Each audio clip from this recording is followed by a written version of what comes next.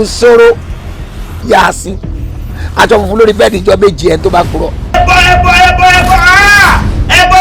ẹbọ tí lànà yìí. ẹ̀mí fi ń kólú ọkọ sẹ́ni ìjẹ́rìí mi bá sì jáde ìsì ìdáwó rẹ padà.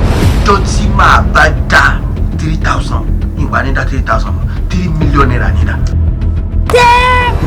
Congratulations! It's a cause for celebration. bí n bá ti rí ọ náà ni mo lè gbégún lójú mo tún lè dòṣà láyà. ó sì wọ́n láti fi fàájì wé tí mi bá ṣe fàájì láti kú ti pẹ́.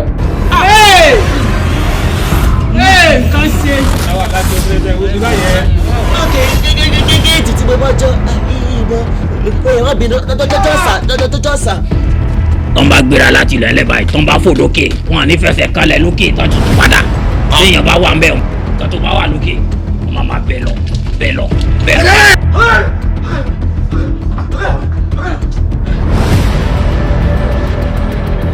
Obi tí ìlú bá rọ ẹ níṣẹ́ kí á bù pẹ̀lú iṣẹ́ tó rọ ẹ. o ti mú tí yó. ọlọ́mọdé àsìlẹ́gbà. wọ́n gbọ́dọ̀ máa jà ní. Adamu iko Allah bani mutum bani bizata bani tudu wallahi so isu muka nan suka bada ga wurin muka sauti yana da lai are washe ayallo I just feel like hanjin wallahi ayallo